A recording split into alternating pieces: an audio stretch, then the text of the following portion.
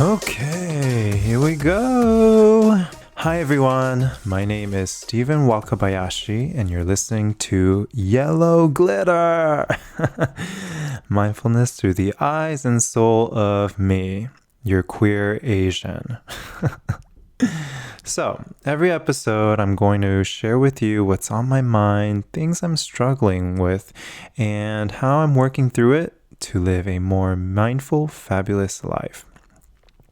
And because this is the first episode, I wanted to share a little bit about how I got here. So let's rewind. It is the end of 2017, and I ended up getting really, really sick. I was in the hospital for about 3 months, unable to digest food properly, and after transforming my diet, my lifestyle, I started seeing a tremendous shift in my health. And so I spent the entirety of 2018 to focus on my body. After having hit rock bottom, something in me just said, Stephen, focus on yourself. And while I was healing, I started picking up a more regular meditation practice. My healthcare practitioner at the time, she was the Eastern doctor over in San Francisco. I was working with her at the time and she prescribed me meditation. She must have seen how anxious I was, how much stress I was going through in my day-to-day. And so she said, try it. Try to do it every single day and see what happens. And so I did. I actually had been meditating long before that, but it wasn't regular at all. I was doing yoga, I was trying the meditation apps, but after having done it for almost a year of sitting on a yoga block every single morning for 15 minutes to an hour, I saw my health dramatically transform. And I just want to note that for anyone listening, I did more on top of meditation, including sleeping more, adjusting my diet, cooking every single meal. But I think most of the dramatic shift in my lifestyle did come from meditating every single day. And so with that, I was also working in advertising in San Francisco, creating some of the biggest apps and websites for the biggest companies in San Francisco and Silicon Valley. And so with that, I was working 10 to 16-hour days, and I needed to reevaluate my relationship with work. I figured I had to depart if I wanted to really, truly prioritize my health first. And so as I was applying to jobs and getting a couple offered, something just didn't feel right. And I went with my gut instinct. And so instead of going to another job, I focused on diving into meditation because of how much of an impact it had on my health. And so I said, you know what, let's do something even crazier. And so I did. I picked 6 meditation destinations around the world: United States, Japan, Thailand, France, UK. I think that was 6. Let's see.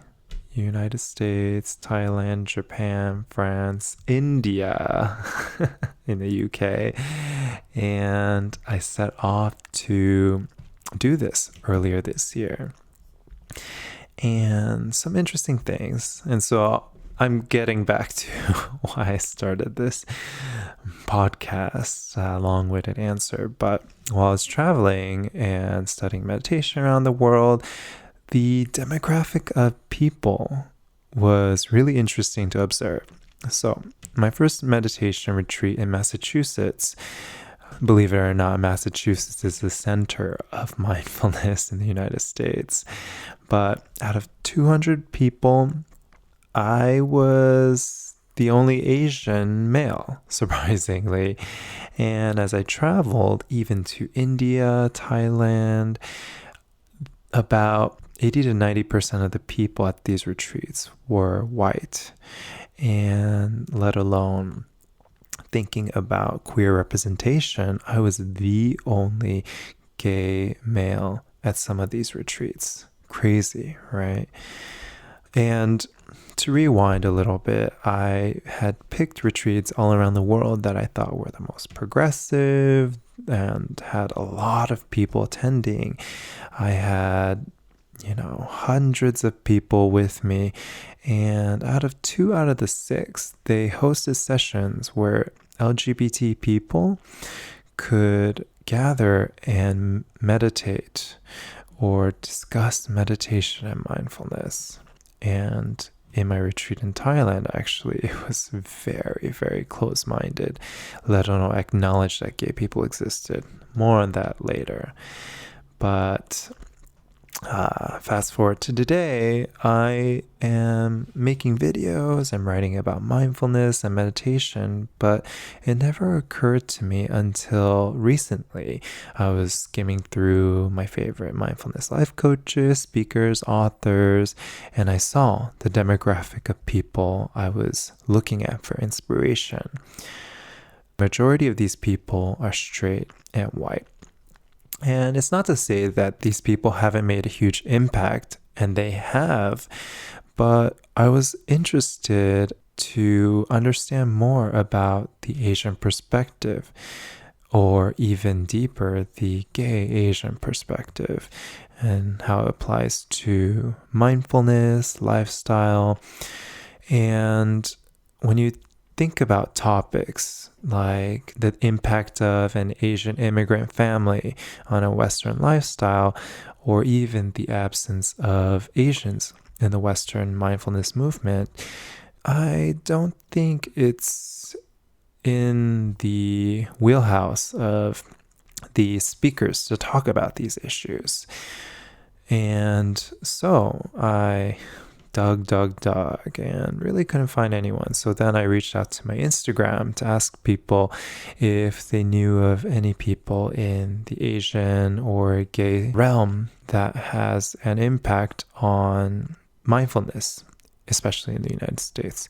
And so a few friends mentioned Jim Kwik, Marie Kondo, and when you look at the content they produce, it is pretty generic, and it can be applied to anyone and everyone. If you swap out Jim Kwik or Marie Kondo's head for Tony Robbins or Tim Ferriss or anyone of that sort, the message is still the same. And as for gay, I've been following this podcast called Inquire Within by Darren Main, who hosts San Francisco's Grace Cathedral Yoga, which is pretty amazing if you haven't gone and you're in San Francisco. It's this gigantic church that hosts a weekly free yoga session, and you are surrounded by hundreds of people, and oh my God, it's just an amazing site. I highly recommend it.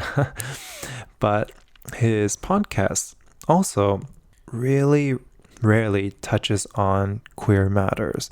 He might have gay co-hosts here and there, but the topics are pretty broad on mindfulness. Again, if you switch this head for Tony Robbins, Tim Ferriss, most of the podcast episodes would still be received in the same way. And so here I am. I couldn't find something that dug deeper in both, so I'm creating this podcast. And as for the name, I want it to be representative of both the Asian and queer nature of the podcast. Yellow glitter. Taking back the term yellow, most often used to colorize the Asian skin tone, and glitter. Because it's freaking fabulous. And so yellow glitter will cover Asian and gay culture and how to be mindful in this space. Things I come across or inspired by my Eat, Pray, Love journey from earlier this year, and talking about things that are going on in my life, things that I'm struggling with, things that maybe even inspire me, through my queer and Asian lens. So, in a nutshell, that's where I am. That's where my head is. And I haven't really made a podcast before, but I am very familiar with the space. If you don't know me, I am such an avid consumer of podcasts. I listen to a handful every single day, and I've subscribed to so many. The Tim Ferriss Show, Christine Hassler's podcast, investments, business, finance, the whole gamut, you name it. But I haven't really seen anything that covers this. And so here I am. And I want to do right. I want to do right by my community from two different perspectives, and hopefully this will help you if you identify as queer, you identify as Asian, or if you want to understand these two cultures a lot more. So yeah, that's it.